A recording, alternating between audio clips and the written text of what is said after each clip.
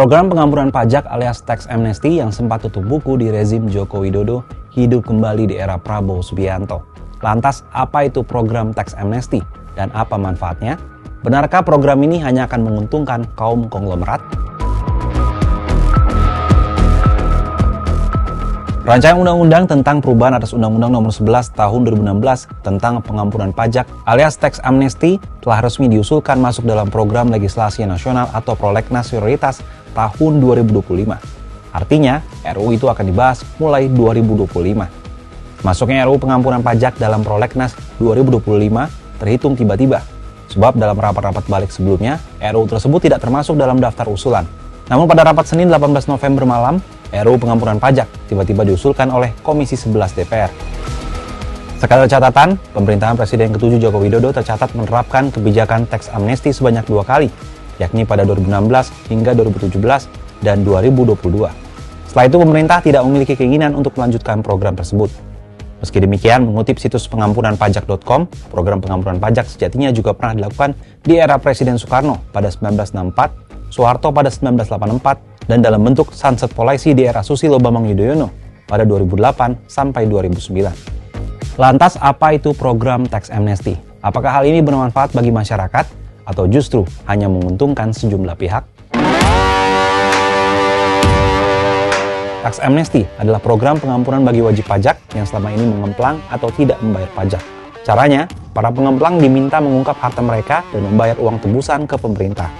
Sebagai gantinya, pemerintah menghapus tunggakan pokok pajak, sanksi administrasi dan pidana pajak akibat ketidakpatuhan mereka di masa lalu.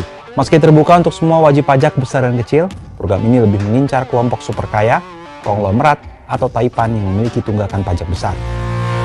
Terkait hal ini, peneliti Center of Indonesia Taxation Analysis atau CITA, Fajri Akbar menilai langkah pemerintah untuk menghidupkan lagi program tax amnesty tidak masuk akal. Kebijakan itu justru akan memperparah ketidakpatuhan pajak karena pemerintah terus-menerus memberi pengampunan. Fajri pun bertanya-tanya tujuan pengampunan pajak ini untuk apa dan siapa. Sebab efektivitas program pengampunan pajak untuk mengerek naik penerimaan sebenarnya sudah berkurang di program pengampunan pajak pada 2022. Efektivitas program juga diragukan, mengingat selama ini target penerimaan dari program pengampunan pajak tak pernah tercapai. Pada program pengampunan pajak 2016 hingga 2017 misalnya, realisasi uang tebusan hanya 135 triliun rupiah dari target 165 triliun rupiah.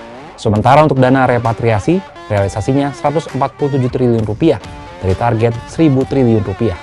Adapun realisasi per setahun mencapai 969.938 wajib pajak dari 2 juta wajib pajak. Realisasi penerimaan pajak 2016 dan 2017 juga tidak mencapai target. Program pengampunan pajak ini tentu perlu dipertimbangkan lagi, mengingat saat ini pemerintah tengah berencana menerapkan kenaikan tarif pajak pertambahan nilai atau PPN menjadi 12% pada 2025. Ketika kelas menengah bawah mendapat tambahan beban pajak, pemerintah di saat bersamaan malah memberikan pengampunan bagi para konglomerat yang tidak patuh.